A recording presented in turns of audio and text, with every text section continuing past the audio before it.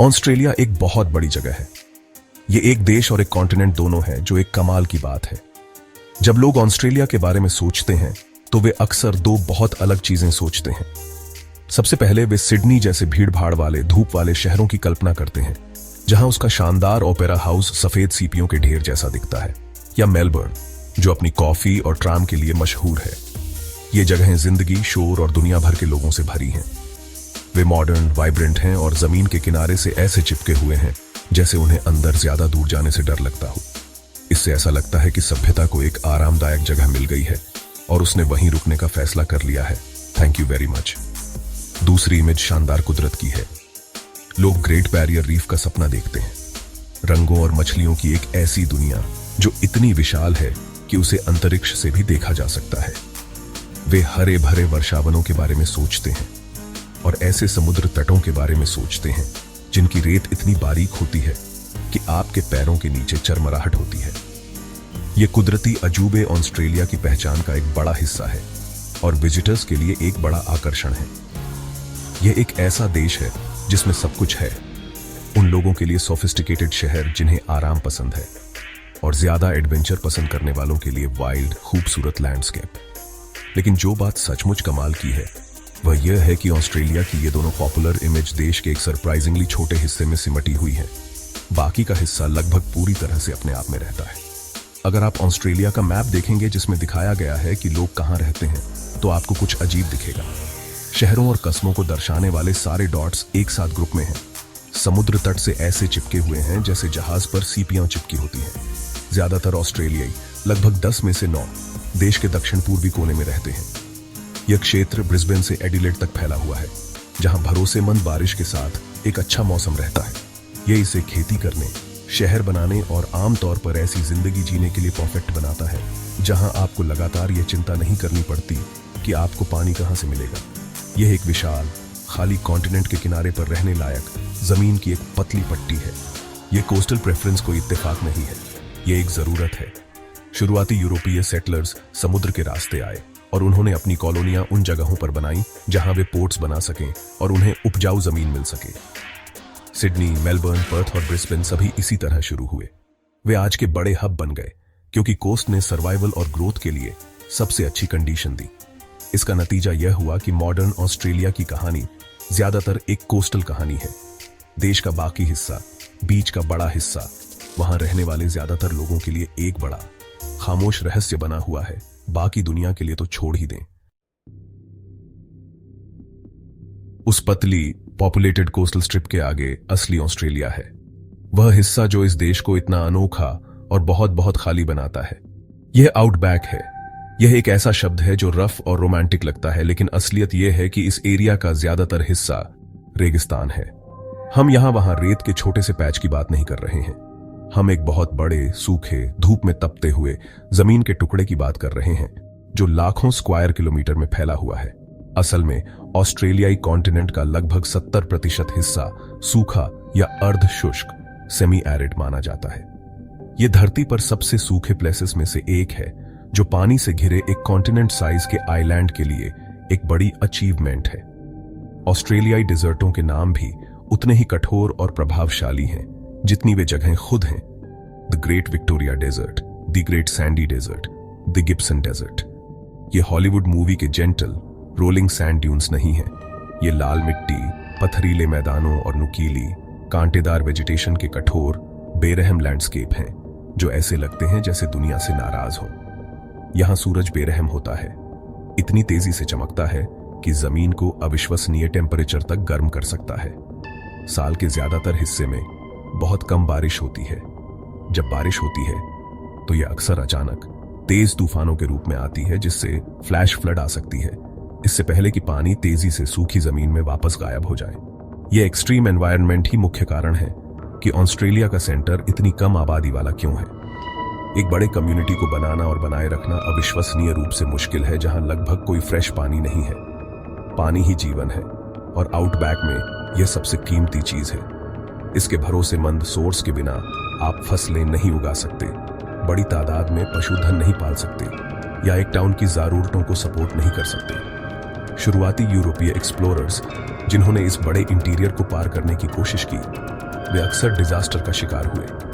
वे खालीपन के पैमाने या पानी की बेरहम कमी के लिए तैयार नहीं थे। एक ऐसा सबक जो जमीन ने उन्हें क्रूर एफिशिएंसी के साथ सिखाया। तो जहां कोस्ट पर रौनक है, वहीं देश का दिल मॉडर्न डेवलपमेंट से ज्यादातर अछूता रहता है। ये मेलबर्न के कैफे या गोल्ड कोस्ट के बीच से बहुत दूर की दुनिया है। इसके ऊपर से उड़ना सॉलिट्यूड के मतलब को समझना है। आप घंटों तक प्लेन की खिड़की से बाहर देख सकते हैं और आपको लाल और भूरी मिट्टी का एक अंतहीन पैनोरमा ही दिखेगा जो हर होराइजन तक फैला हुआ है। यह महान सूखा दिल ही ऑस्ट्रेलिया को प्लैनेट का सबसे खाली आबादी वाला कॉन्टिनेंट बनाता है। एक ऐसी जगह जहां नेचर अपने सबसे एक्सट्रीम रूप में अभी भी पूरी पावर रखता है और सारे नियम तय करता है। एक्सप्लोर एंड एंजॉय चैनल को शेयर, लाइक और सब्सक्राइब करें और नए वीडियो नोटिफिकेशंस के लिए बेल बटन पर क्लिक करें। ऑस्ट्रेलिया के इस बड़े सूखे अंदरूनी हिस्से को देखकर इसे खाली कहना आसान है, लेकिन यह पूरी तरह सच नहीं है। यह भले ही बड़े शहरों और भीड़ से खाली हो, लेकिन लोगों या इतिहास से खाली नहीं है। एक बहुत लंबे समय से कम 65,000 सालों से एबोरिजिनल ऑस्ट्रेलियंस इस कठोर भूमि को अपना घर कहते आ रहे हैं। उन्होंने पर्यावरण की एक अविश्वसनीय रूप से गहरी समझ विकसित की, एक ऐसा ज्ञान जो काउंटलेस पीढ़ियों से चला आ रहा है। वे जानते थे कि जहां दूसरों को केवल सूखी नदी के बेड दिखते थे, वहां पानी कैसे ढूंढना है, जानवरों का शिकार कैसे करना है और भोजन और दवा के लिए पौधों का उपयोग कैसे करना है। भूमि से उनका जुड़ाव सिर्फ सर्वाइवल के बारे में नहीं है, यह गहरा स्पिरिचुअल है। इन इंडिजिनस समुदायों ने शहरों का निर्माण उस तरह से नहीं किया जिस तरह से हम उनके बारे में सोचते हैं। इसके बजाय उन्होंने एक ऐसी जीवन शैली जी जो मौसमों की लय और संसाधनों की उपलब्धता के साथ पूरी तरह से इन ट्यून थी। वे भूमि पर चलते थे, सॉन्गलाइन्स नामक प्राचीन रास्तों का पालन करते हुए, जो फिजिकल मैप्स और स्पिरिचुअल कहानियां दोनों हैं, जो परिदृश्य में बुनी हुई हैं। उनकी संस्कृति पृथ्वी पर सबसे पुरानी जीवित संस्कृति है, जो उनकी रिमार्केबल रेजिलियंस और ऐसी जगह पर पनपने की उनकी क्षमता का एक प्रमाण है, जिसे बाद में आने वालों ने इतना इनहॉस्पिटेबल पाया। तो जब हम इस खालीपन को देखते हैं, तो हम एक समृद्ध और स्थायी सभ्यता के प्राचीन होमलैंड को भी देख रहे होते हैं, जिसने खालीपन नहीं बल्कि प्रचुरता देखी। इस प्राचीन मानव उपस्थिति के बावजूद आउटबैक में बड़े स्थायी शहर बनाना हमेशा एक बहुत बड़ी चुनौती रही है। इसके कारण सरल और कठोर है। क्लाइमेट और दूरी। तापमान ब्रूटल हो सकता है। गर्मियों में हफ्तों तक 40 डिग्री सेल्सियस से ऊपर सोरिंग करता है।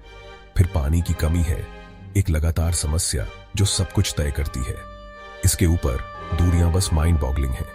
सबसे पास का पड़ोसी शहर सैकड़ों किलोमीटर दूर हो सकता है, जो एक सिंगल, लंबी और अक्सर लोनली रोड से जुड़ा होता है। सप्लाईज लाना और लोगों को बाहर निकालना एक बहुत बड़ा लॉजिस्टिकल और महंगा काम है। इन मुश्किलों के कारण अंदरूनी इलाकों में शहर बहुत कम है। जो मौजूद है, जैसे कि एलिस स्प्रिंग्स, वे अक्सर किसी खास वजह से होते हैं, जैसे माइनिंग या टूरिज्म। एलिस स्प्रिंग्स महाद्वीप के भौगोलिक केंद्र में लगभग ठीक यहीं स्थित है, विल्डरनेस के सागर में सभ्यता का एक छोटा सा आइलैंड। यह अंडरग्राउंड वाटर सोर्सेज पर जीवित रहता है और आसपास के कैटल स्टेशंस, रिमोट कम्युनिटीज और उलूरू जाने वाले टूरिस्ट्स के लिए एक वाइटल हब के रूप में कार्य करता है।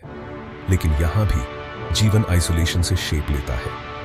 यह एक रिमाइंडर है कि ऑस्ट्रेलिया के दिल में ह्यूमैनिटी परिदृश्य पर हावी नहीं होती है। यह बस इसके भीतर मौजूद है, हमेशा इसकी इमेंस पावर से वाकिफ है। ऑस्ट्रेलिया का आउटबैक एक ऐसी जगह है जहां बहुत अजब गजब बातें हैं। सबसे पहले यहां दुनिया के सबसे बड़े कैटल स्टेशन हैं, जैसे एना क्रीक स्टेशन पूरे इजराइल से भी बड़ा है। ये स्टेशन इतने बड़े हैं कि रैंचर्स अपने कैटल को इकट्ठा करने के लिए हेलीकॉप्टर या एरोप्लेन का इस्तेमाल करते हैं। घोड़े पर यह काम करना नामुमकिन होगा।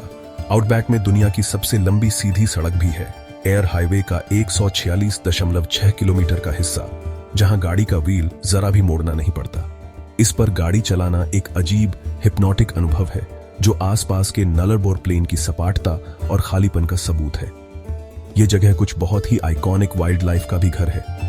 यहीं आपको रेड कैंगरूज के झुंड मैदानों में दौड़ते हुए मिलेंगे और शर्मीले वॉलबीज चट्टानों में छिपे हुए मिलेंगे। ये जगह मशहूर तौर पर ऐसी चीजों से भरी है जो आपको मार सकती हैं। ऑस्ट्रेलिया में दुनिया के सबसे जहरीले सांपों की चौंका देने वाली संख्या है, जिसमें इनलैंड टाइपैन भी शामिल है, जिसके जहर में इतनी ताकत है कि एक ही बाइट से 100 लोगों को मार सकता है। यह खतरनाक रेपुटेशन आउटबैक के मिस्टीक को और बढ़ा देता है। यह एक ऐसी जगह है जो रिस्पेक्ट की मांग करती है, एक जंगली फ्रंटियर जहां आपको याद दिलाया जाता है कि आप फूड चेन में सबसे ऊपर नहीं हैं। अपनी कठोरता के बावजूद, या शायद इसी वजह से, आउटबैक का ऑस्ट्रेलियन पहचान में एक खास जगह है। यह टफनेस, रेजिलियंस और इंडिपेंडेंस की भावना का प्रतिनिधित्व करता है, जिसे ऑस्ट्रेलियंस खुद में देखना पसंद करते हैं। यह देश के फोल्कलोर का दिल है। डिटर्मिन्ड पायोनियर्स, रगेड स्टॉकमैन और क्लेवर इंडिजिनस ट्रैकर्स की कहानियों का स्रोत है। विशाल, शांत लैंडस्केप्स ने कलाकारों, लेखकों और संगीतकारों की कई पीढ़ियों को प्रेरित किया है, जिन्होंने इसकी अनोखी और शक्तिशाली सुंदरता को कैप्चर करने की कोशिश की है। खालीपन को एक खाली जगह के रूप में नहीं देखा जाता, बल्कि एक कैनवस के रूप में देखा जाता है जिस पर देश का कैरेक्टर चित्रित किया गया है। यह देश की आत्मा का एक फंडामेंटल हिस्सा है। अंत में, ऑस्ट्रेलिया का मशहूर खालीपन कोई कमी नहीं है, यह इसकी डिफाइनिंग फीचर है। देश का 95% हिस्सा ज्यादातर अनइनहैबिटेड है, जो वाइब्रेंट क्राउडेड कोस्टल शहरों को और भी कीमती बनाता है। यह आधुनिक दुनिया में लगभग यूनिमैजिनेबल पैमाने पर एक वाइल्डरनेस को भी संरक्षित करता है। यह विशाल खुले स्थान सिर्फ विकसित होने का इंतजार कर रहे बंजर जमीन नहीं है। यह ऑस्ट्रेलिया के एनवायरमेंटल हेल्थ का एक महत्वपूर्ण हिस्सा है, एंशिएंट कल्चरल हेरिटेज का एक स्टोर हाउस है और देश की अनोखी कहानी का एक शक्तिशाली प्रतीक है। ऑस्ट्रेलिया एक ऐसा देश है जिसे उसके किनारों से परिभाषित किया जाता है, लेकिन उसका दिल और आत्मा हमेशा आउटबैक के महान, शांत और शानदार खालीपन से संबंधित रहेंगे।